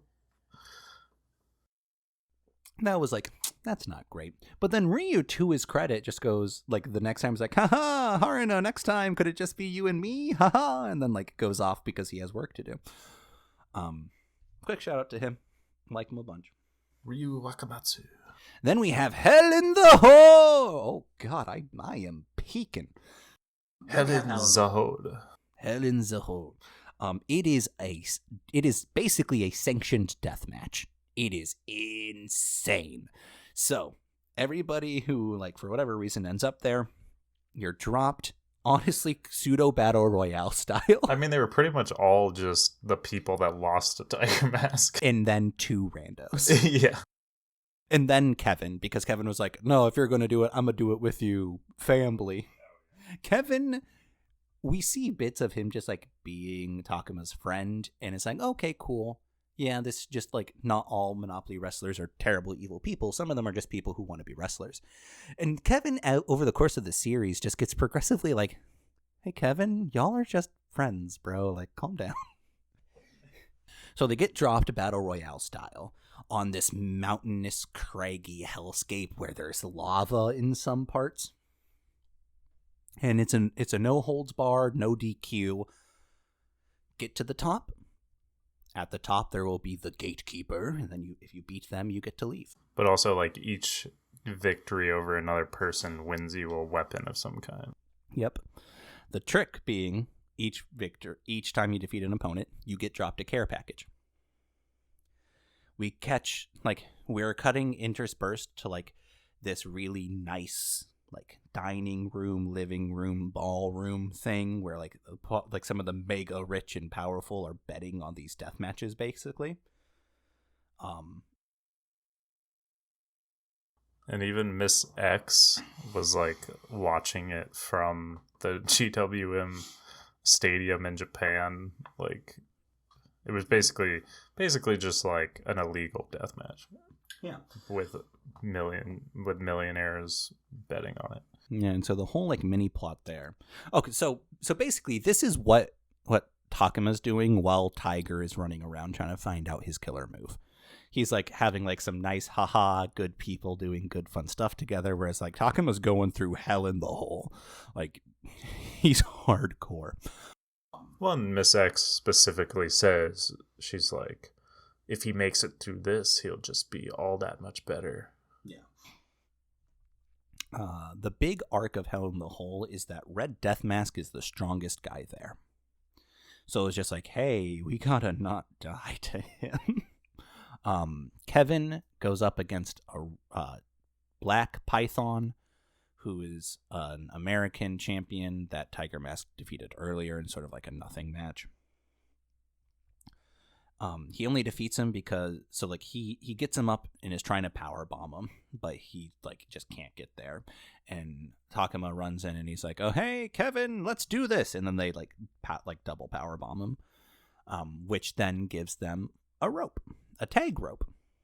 For those of you who don't know, and if that doesn't mean anything to you, in a tag team match, when you are the non-legal man, you have to be in your corner, and how far away you can be from the corner is dictated by this little string of rope. You have to be holding that rope. Otherwise, you're out of position. So that's what they get. Red Death Mask actually just kills someone. And then the guy who went to try to throw Takema off in the first episode was like, "Hey, Red Death Mask, I'll do whatever you want me to. Just please help me get revenge on Tiger the Dark." And he's like, "Oh, okay, cool. Here, I'll give you this chair." And conks him over the head with like the steel chair that he gets from defeating the rando. And it's like, oh my god, let's go, you absolute monster. And then from defeating that guy, he gets a table. Yeah, what is that? That reminds me of something like... Oh, that reminds me of Thorkel from Vinland Saga. Like, just like, the guy is just like, "I surrender, I'll help you." And then he's just like, "I don't care. That means you just don't have any allegiance to anyone, so screw you. You're dead now." Though Red Death Mask is nowhere near as good as Thorkel. I mean, yes and yes. Like, as characters, yes, there's nowhere near as much to them.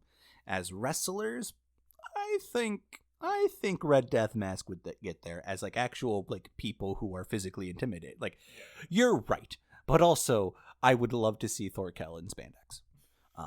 Oh, dude, Thorkel would be like the best wrestler. I don't know. The big guys always get gassed. Like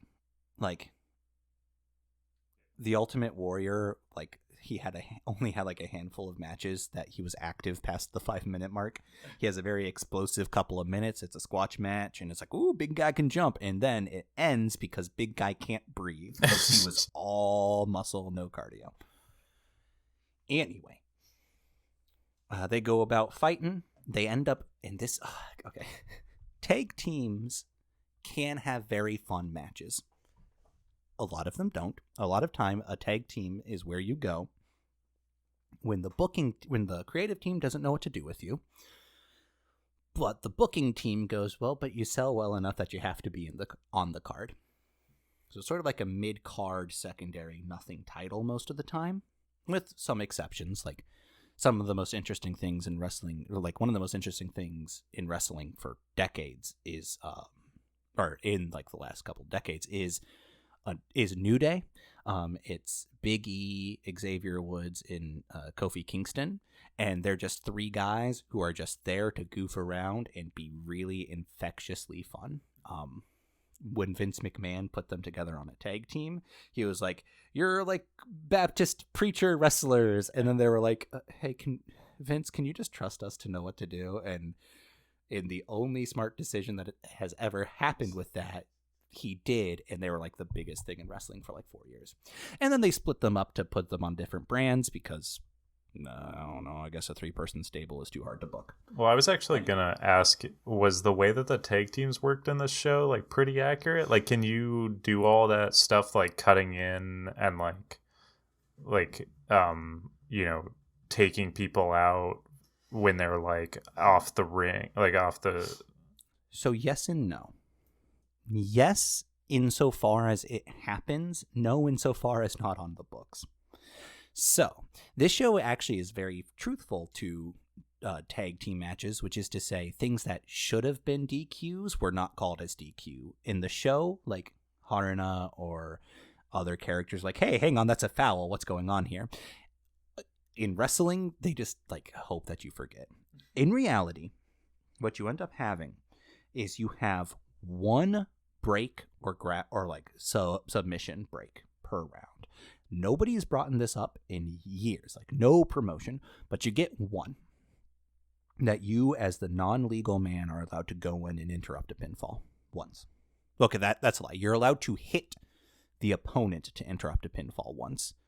If you're grabbing your guy by the leg and like pulling him out of there, that's nothing because you're not interfering, but you are allowed to interfere with the legal man once.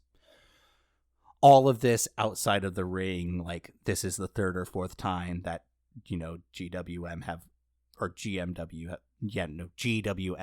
ran in and interrupted. Like that's nothing. But in general, it is how tag team matches go, where it's like, people forget how many times you can cut in. You get like 5 seconds on a tag or like 1 point of contact once you've tagged, which also gets extended so that people can do cool but technically illegal tag moves, that sort of thing. Anyway, Kevin and Takuma are tagging, and Billy the Kid Man ends up running into Odin. It's like, hey, do you remember all the times that we toured as a tag together? Let's tag up because that's how we get out of here. And it's honestly a really cool matchup because it shows you just like the mindset of heels versus baby faces. And make no mistakes, like no one there is like booked as a baby face, but between Odin and Billy the Kid Man and Kevin and Takuma, Billy the Kid Man and Odin are the worst people. And so they're doing a very traditionally effective tag strategy where they are just focusing someone. And that's like where the youngsters are struggling because they're like, all right, cool, let's square up and let's like win. But basically, they're trying to win 2 singles matches at the same time. Whereas Billy the Kid Man and Odin are just like, no, this is a tag match. And in this case, it's a tornado tag match, which is to say everyone's legal and there's no disqualifications. Very fun little bit, but then it's interrupted by Red Death Mask just strolling up going, hey, what's up? Isn't he like, when you guys want to come down here, I'll give you this weapon. Yeah, he's like, I will give one of you tag with me, and you would certainly get out of here. And in fact, the first one of you who does, I'll give you this chair. Give you this chair means over the head. Yeah, and so Odin, who, when he teamed up with Billy, they were like, hey, no backstabs. And they're like, yeah, both ways. Odin's like, me. And then Billy's like, how dare you? And then he goes, trust me on this one, I got us. And then Red Death Mask's like, oh, as promised, here's your chair. Breaks the chair off of him. And then he basically says the Thorkel thing of, no allegiance, how could I trust you? And then he goes, anyway, next person who wants to join my team. I have this table still. A very cool 3v1 where the boys like absolutely demolish him with the... Okay. So Billy the Kid Man's finishing move is a headbutt. And earlier we watch him like take huge chunks of concrete out of the wall with his headbutt. And so... in this, Red Death Mask hits him over the head with the table, and it breaks over his head. And so Red Death Mask starts going, okay, now that's handled. I'm going to go mess up the other two. Billy the Kid Man's got a really thick skull. And so he then goes in for a headbutt on the Red Death Mask. And it's a very fun little bit. Imagine actually having a head that could take that and not just get immediately concussion. Oh, yeah. Dude, I wouldn't work a day in my life. Get an immediate concussion. I said get immediate concussion.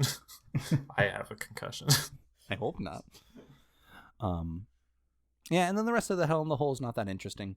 The gatekeeper is a military-grade robot for whatever reason.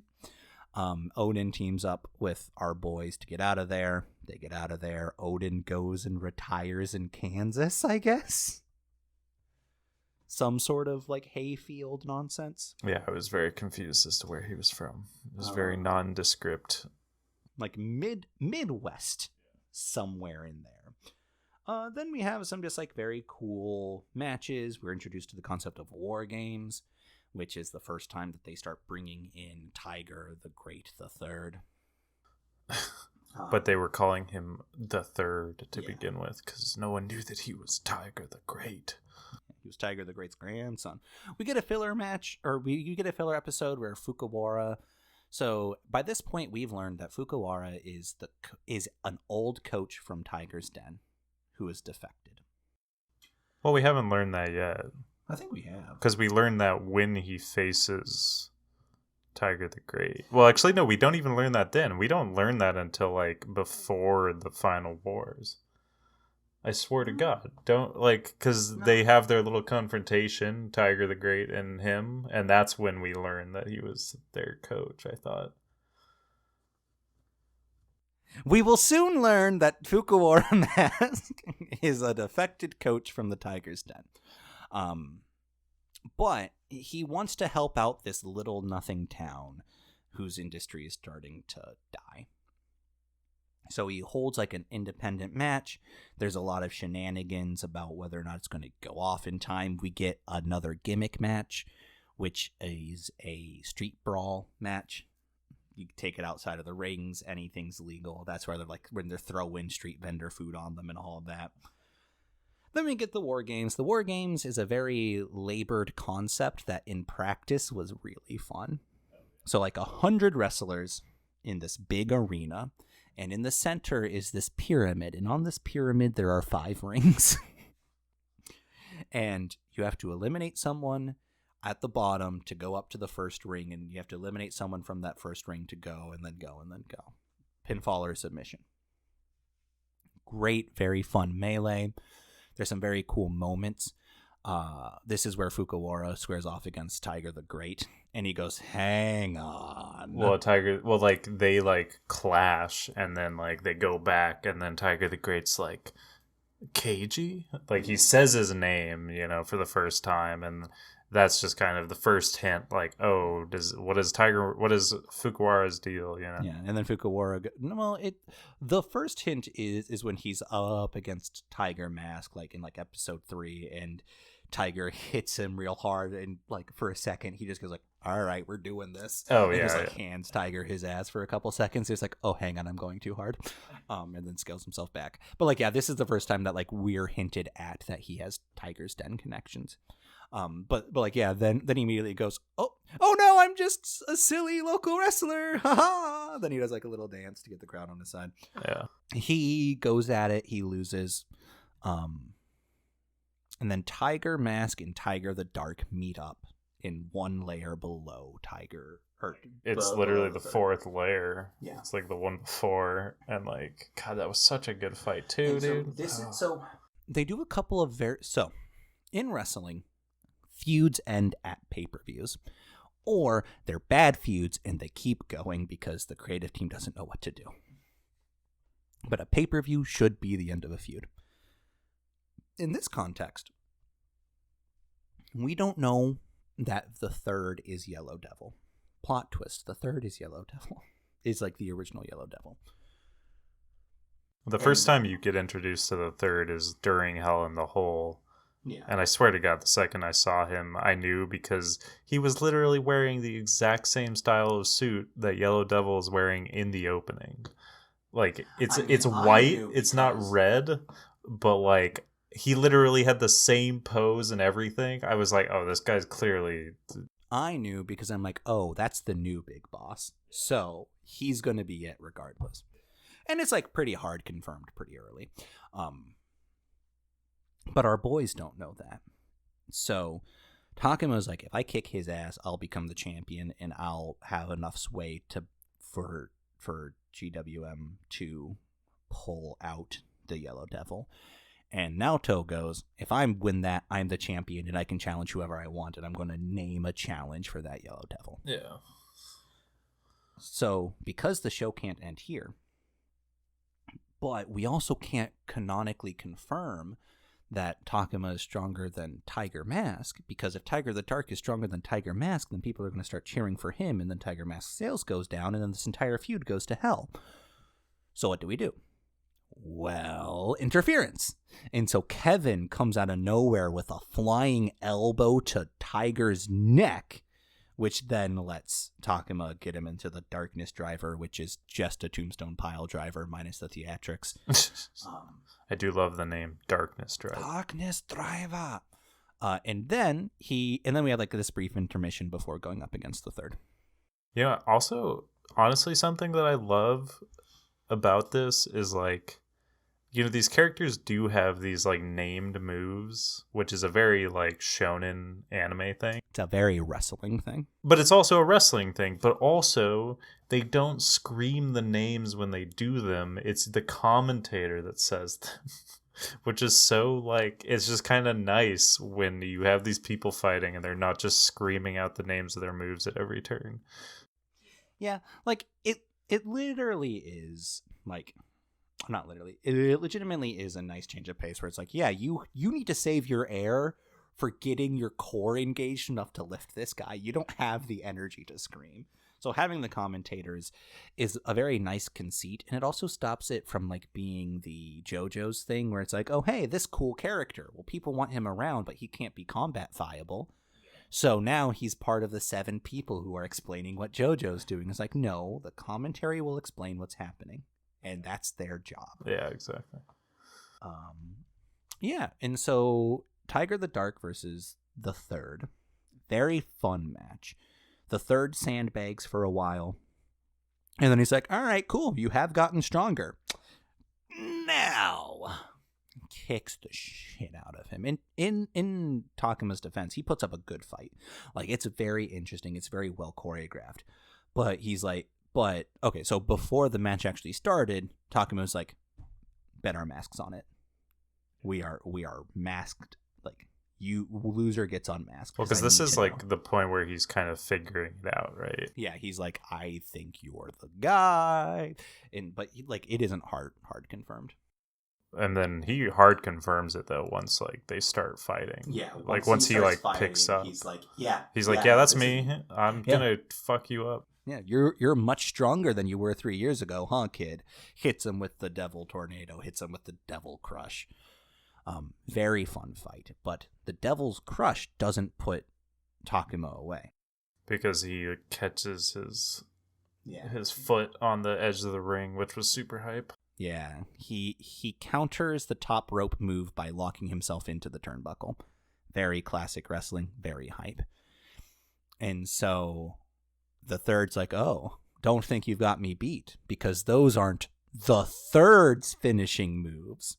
So he lands what they call a crucifixion. This is one of those you could not do it in real life because of just like the biomechanics of everything. But it's like, just like the sheer strength it would require. It's like a weird leg lock done with your forearm, which isn't impossible. And like we've seen people counter like arm bars by just picking the person up and slamming them down. We see it in the show actually even, and it's very hype, but just like the way that everything's set up, like you just couldn't. But it is that. So you get someone in that position and then you just lift them up and you drive them like head first into the ground and then you push until their knees break. Fucked up. He basically just puts Takuma out of submission or out of commission. He basically retires Takuma the same way that he retired Takuma's dad, Daisuke.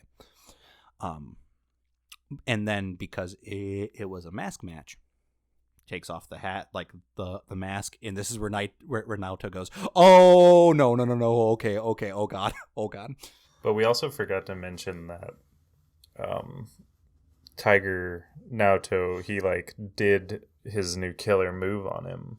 Yeah, the killer moves are like the equivalent of like getting a power up. Yeah, but I mean, like, he hit his chest, and like that was like kind of a big thing before the fight with the third. Was like Takuma, him, and since it's like the same night, he went into the match wounded and winded. Double knee to the chest, flying double knee to the chest. I mean, that whole move is pretty dope. Yeah, somersault kick into a double. Yeah, it's very sick. Because that was the first time that he actually successfully pulled it off. Yeah, he lands the knee drop. So that happens, and that episode ends with Takuma being put onto a stretcher, going to like an ambulance, and Tiger runs up going, "Oh my god, it's me, Naoto. I'm so sorry. Hang on." And then Takuma goes, "How did you get so strong, dude?" Yeah, and then perfect example of two dudes that don't take things personally because they're pro wrestling. So at this point, Naoto signs a contract with GWM to basically get another shot to like a shot at the third, but because of that, he's now turned heel. Not really, but he's basically turned heel because those are the conditions of his contract. And remember, GWM is feuding with New Japan because they're trying to crush the Japanese market. So now Tiger is wrestling against his New Japan friends, who up to this point we've just like been hanging around training with, just like getting tight. There's the Miracle Masks and their whole subplot, and the Tiger Mask joins their evilness. It's very close to like kind of Kenny Omega in the Bullet Club. Which means nothing to you, Forrest. I have no clue what that means. And like it like kind of even ends in like that final, like he can't do that act of betrayal. But in this case, it also is like not only did I didn't do the like final betrayal, but now I'm also going after. Well, I guess I'm also going after AJ Styles. But now I'm going to go after the third. Well, and this is like a whole kind of point of contention for Naoto, because like his trainer is very upset about the fact that he decided to sign this contract, and like it's kind of a nice series of events, because like Naoto is doing this because he feels like it's the only way he can get to like this final fight, and like Tagaoka is just like very against it, and Haruna kind of like understands. Like Haruna is very, I feel like, not passive, but she like kind of gets what Tiger's trying to do, and like she even goes out and says, "Uncle, we're not going to change his mind." Yeah. So like we just have to be ready for him to realize he's being an idiot. Yeah. So that happens. I have written down here, "Fuck yeah, gimmick match." So GWM pulls out like a random, "We've been the one behind sabotaging this series for New Japan. Now we challenge you to the final wars. Belts versus belts, titles versus titles. Winning promotion takes the belts off of the losing promotion." Well, that's like when they start. Well, isn't there like that 5v5 match that happens with like the Miracles and then the New Japan wrestlers, and then like the Great comes in at the end and like just stops the whole thing. Yeah. So after Tiger goes like in like, "Oh, it's the third. I'm gonna try to get him because I have a chair in my hand."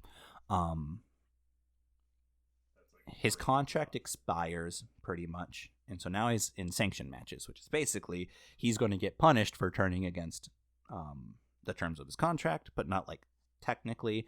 So he's just up and against like a bunch of squash matches where he gets his ass handed to him, or like they're setting him up to be absolutely destroyed.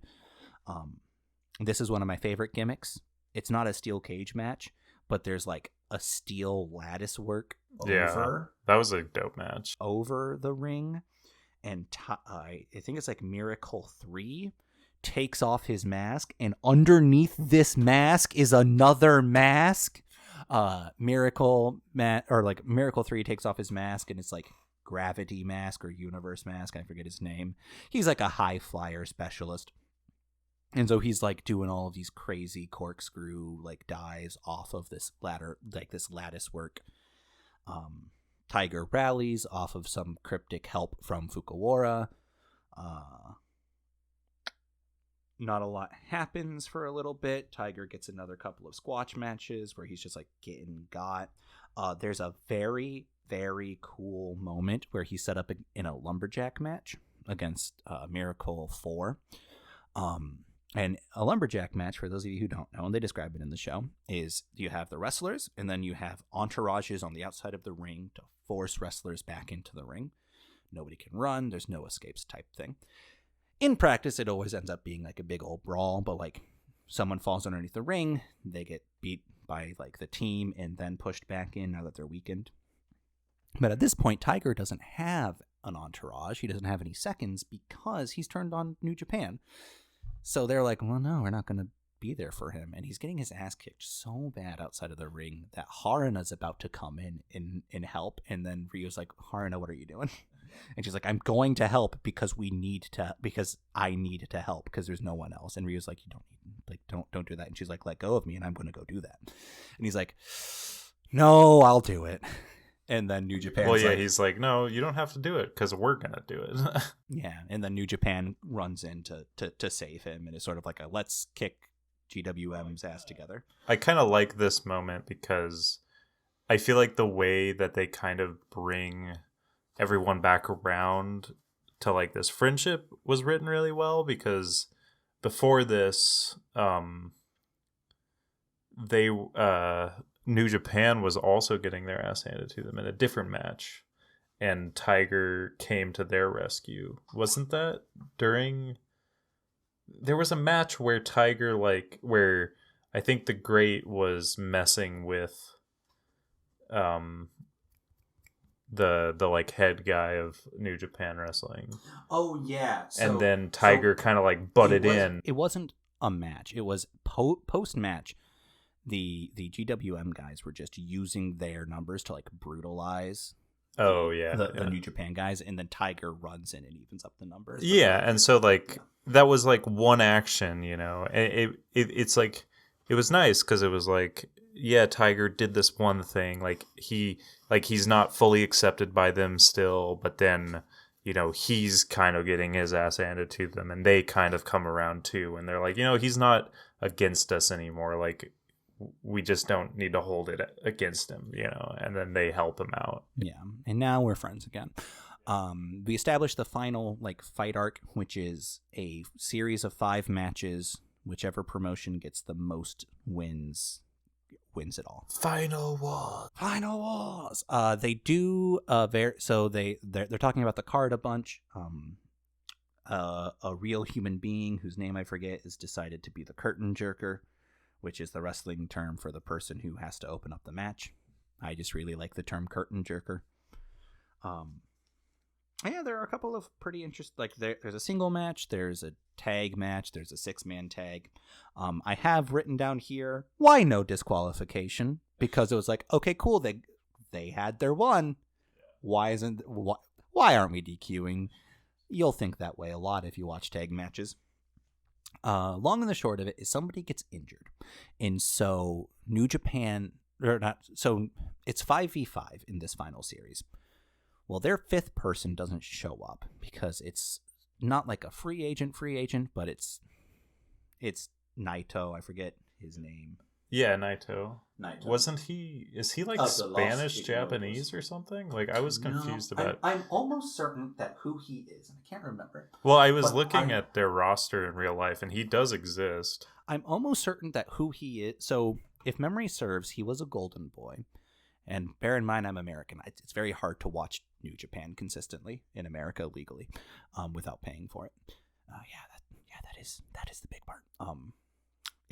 if memory serves, what happened is he was a bit of a golden boy, and then he just like kept losing a bunch, or he had like a really big loss, and then he spent some time over in the Japanese promotions, and then he came back as like this bad boy, like of the demons, like type character, where he's like super anti-authority and all of that. In this show, he's just sort of doing his own thing, and no one really knows what he's thinking or why he's doing his thing. They really did make him look like he does in real life. Yeah. His arc as a wrestler is not one that I followed personally. But he's stuck at the airport. He's not going to make it in time. So by this point, Tiger the Dark has come back completely from being wheelchair bound to being match ready. And so there's this really big moment of, do we trust him to do this thing? And Tiger's like, no, please, come on. We got this guy. Like, I will vouch for him. He's solid. We have this really cool match with him. He locks up against Kevin because Kevin is Miracle 2. And this is just one of those, Kevin, why are you taking this personally? Like, I have the rope. Like, I have a note here that says, Kevin, just tell him how you feel.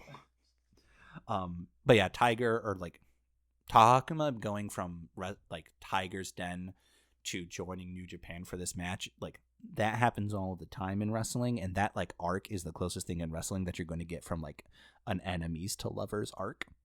It happens a lot. I love it every time. Yeah, they do a big ol' wrestle. They win, and by they I mean New Japan. So going in, actually no, they lose. New Japan loses. Because the first match is a draw. Yeah, the first match is a draw, and then they lose the second one. And they lose the third one. Yeah. So they lose this one, so they do another very common wrestling thing where they set up the reverse sweep. Yeah. Well, and they like lose two of their members to injuries. Yeah. Both sides lose members to injuries, and then that's kind of why Tiger and Tiger the Dark end up kind of being like the big matches. Lifeline. Yeah. Which is also a really good way of writing it, because you know all of the Japan pro wrestlers get their chance to shine, but then ultimately, you know, the main character still gets to have the final fight in the end, you know. And then so match 4 is a tag match from another Tiger and the Third versus Tiger Mask and Tiger the Dark. Big Tiger. Who this one's actually quite short. That's the gimmick. He's actually not short. He's just shorter than the rest of them. Yeah. They set up a very cool moment where Takuma gets to have his redemption arc here, which is he's the one who wins this match, basically. He lands a flying cross chop into the Great's neck, and they call it the crossbow. It's very cool. It's very satisfying. It's very chunky. And the way that he like flings them away and they like spin a bunch. And so then it's like, okay, cool. Going into game 5, if we win this, then we win. But if we lose this, then it's the 6th match, and we just send the Great in anyway and win in the 6th. They assume that it's going to be the 6th, or that it's going to be the 3rd. So New Japan sends in Okada, their champion, yeah. And this is a very fun moment because we get to have the green mist. I murked out so hard on the mist. What is the green mist? So it is the weakest of the mists, but it is like, it's an old cheating gimmick where like you just walk in with like a mouthful of like food coloring and water, and you blow it. Like it's like some sort of poison eye. Like they never talk about what it really is, but the green mist is the weakest of the mist. Then you go up to the purple mist, and then there's the black mist. I marked out so hard. Well, and then like, yeah, that happens. And then, I mean, Okada does end up coming through, but he hurts his arm. And so that kind of like puts him out of the running. Yeah, and they're like, well, this is literally like, so then they go into their tiebreaker, and they're like, well, now we can't have you go up against the 3rd because with your arm like that, you're not going to win. Oh, so but we completely like missed the fact that like when Takuma had his comeback, the Great like ripped off Tiger's mask. Yeah, he ripped Tiger's mask in 2. And so everyone learned Tiger's identity, and then, oh no, they're going into the final match and Tiger doesn't have a mask. And this is when the title of the anime comes into play. Yeah. So, Haruna sews what's like one of the remaining halves of Tiger's mask to the Dark's mask. And now he's Tiger Mask Double, Tiger Mask W. Which, like, is really a funny kind of, like, branding to me because, like, in Japanese, double sounds like W.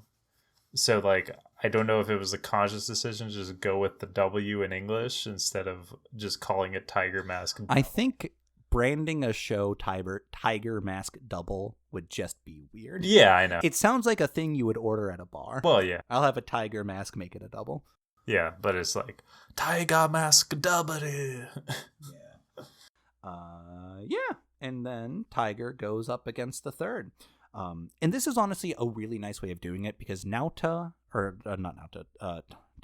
gets to have his closure. He beat the guy who retired his dad, but he actually was about to lose. I forgot to mention this. But his dad's at ringside, and his dad, who hasn't been able to stand since, got so into it cheering for his son that he stands to shout, and that's what gets him close enough for Takuma to hear him. And his physical therapist nurses are going like, "Hey, you did the thing." What's really cool is it's not the power of wrestling cured his cured him because he didn't even notice it, but it did inspire him to go back to physical therapy. So it is nice that he still has to work for it. It's not some magical nonsense like that. Yeah, so he got his closure, so now Naoto gets to get his closure. This final fight, dude. Match. And it's so This is just like one of the best fights I've ever watched. It's so hard to describe because it's so fast and everything's so chunky and hits so good. But like the thing that I love about it is like you've seen what Naoto has been through and like he's had his rough matches, but this isn't the time for his like this is a hard match, but he is so just like fierce that like every time that the great like takes him down, he immediately gets back up, you know, where like in the past he would have like been down for a little bit and had to like really push to get there, but he's just so fired up. Like it just makes the fight flow so much better because they both get their strong hits in. They both have like almost a count out, and then like Tiger fakes him out a couple times. Yeah, kicked out at 2.5. Like there are so many moments where we're a bee's dick away from crowning a new champion. It's so clean. And like, yeah, it's just big move, big move, big move, big move. And like, it isn't that they're no selling. Like they're getting hit, they're going down, but they're like, that's not enough. Yeah. That's not enough to keep me. Well, because they're both so into it. That's what like drives the fight is like they're getting hit hard, but like unlike previous fights, this is it, you know, like this is what it's all come down to. Yeah. And like Tiger Mask's final fucking move, dude. Oh my god, that was so good. Delightful sequence. So there are a couple of really fun moments.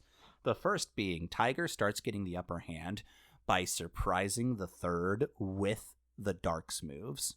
Yeah. Because he's half Tiger Mask, he's half Tiger the Dark. He lands the Darkness Driver, he gets him in the Darkness Hold, and the Darkness Hold, that brings psychology again. The Darkness Hold fucks up the third's arm enough so that later when the third goes for the crucifixion, he can't lock it in enough for it to get him there.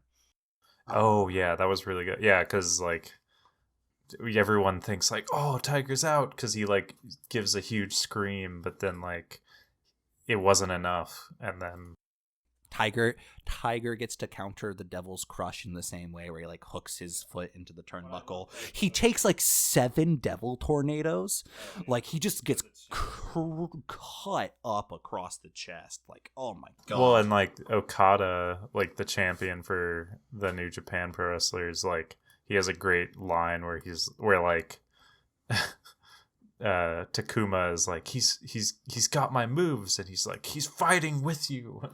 I don't know, that was such a good moment.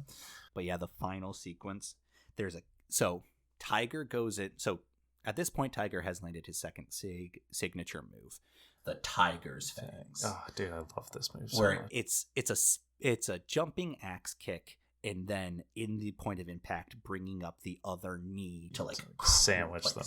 Sandwich them. He lands this a couple of times, but it's not enough to put him away. Well, because he lands the one on the back, like the sideways one, and then this one, like he does the jump, and of course the great's like, oh, I've seen this move, I've got this, but he like goes to swing with his arm, and he like gets a shot of pain, so it stops him dead in his tracks, and then he just comes straight down on the top of his head, and just the dynamicness of that scene where he hits his chin with his knee, oh my god, very clean. But that's not even enough. How he gets there is so good.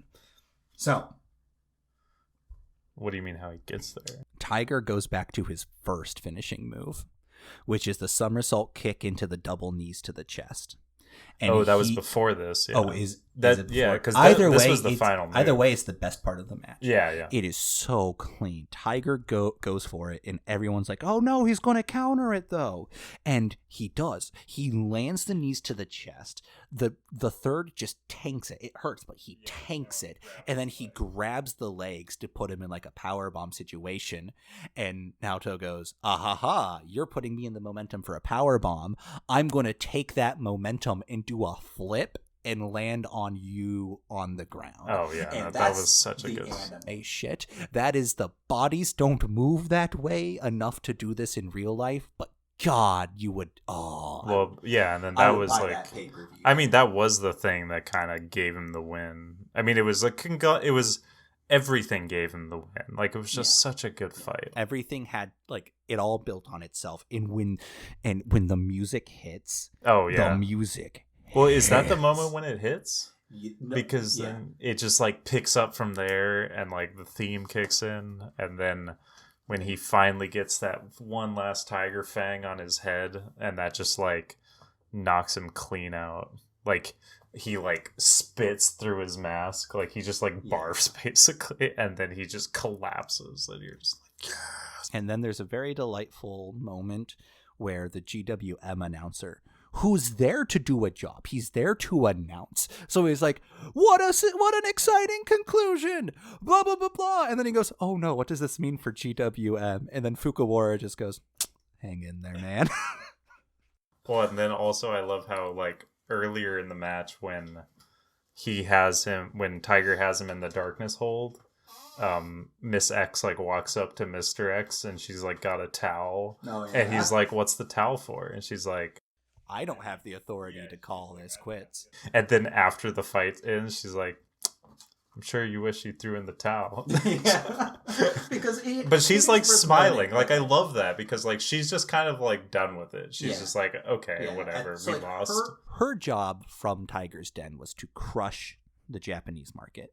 But at this point, she was just like, hey, I need X, Y, and Z. And Mr. X was like, no, this needs to happen because of the significance of Tiger Mask. And so for like the past couple of things, she's like, I mean, this was all your idea, so it's not going to be on my head when this loses. And so she's like, well, this is what you get for not sending me people when he was weaker that could actually beat him like I asked you to do. Yeah. Get fucked, dickhead. Yeah, and then the like episode 37 is where the show ends, basically. There's some moments, everybody gets like a nice moment. We watch New Japan Pro Wrestling having an event where we are introduced for the first time to Kota Ibushi. Excuse me. He's the other half of the Golden Lovers that I was talking about earlier. He's huge. He's a huge name, and he's around just for wrestling fans. Just go like, the dude. Canonically, the other big names in New Japan Wrestler, like Ibushi, like they weren't here because they were all like lent out and like sent to do events overseas when all this is happening. Yeah, and like the last scene is Tiger and Tiger, because now they're both Tiger Mask W. They both have one half of the masks, which I love. Awesome. Takumi is going to find a spot in America to join. Tiger is going to go and save Mexican pro wrestling, which is a joke from the filler episode. And this is the only moment where I'm like, all right, come on, romance. You don't have a place here. Haruna and the physical therapist, who Naoto was having a thing for, and then she like started getting closer to Takuma as she came back to do his physical therapy with him. They are in the airport shouting for them respectively. And Kevin is also there in the background, also shouting for Takuma. And it's like, Kevin, no. Kevin, love yourself more, homie. But it is very funny for him to be there, like, with the love interest. But then I also love how, like, Miss X, like, comes up to them and she's like, I've got a job for you guys. And that's kind of where that episode ends. Yeah. And it's honestly the hook for a very good, I would love to see as a spinoff show. Where it's just, okay, cool. Now Miss X is doing a women's promotion in Japan. And she wants Haruna to be, like, the poster child of it. She wants Spring Tiger. And honestly, I would watch the fuck out of this. It's very good. There's some shitty treatment of women because it's wrestling. Like, the main conceit is, I will only fight you if you bet your mask on it. And she's like, I'm not going to do that. It's like, okay, cool. Then I will only fight you if you show your ass to the world when I win. And it's like, what? How did we get here? That seemed to escalate pretty quickly. Well, it was just kind of played for laughs. But, yeah.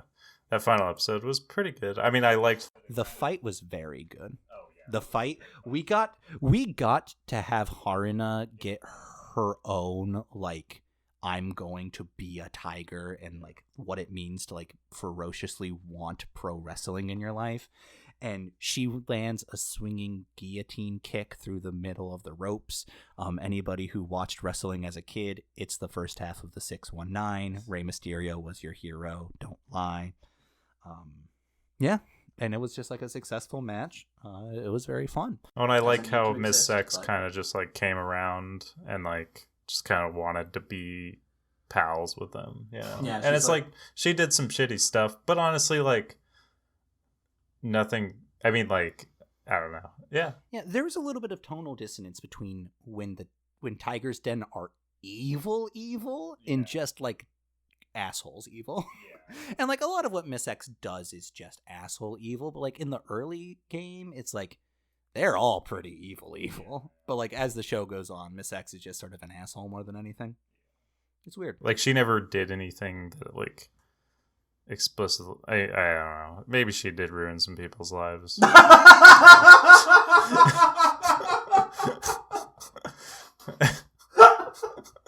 I was about to be like, she didn't do anything that bad, but like she did do some pretty bad shit. So I guess that's where we can end it.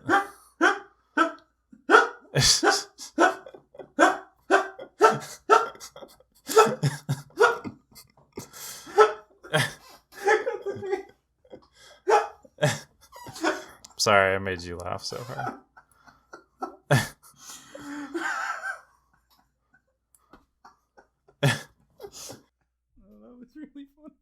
Well, we can probably end it here. Yeah, it's the perfect anime. It's very good. Quit dying.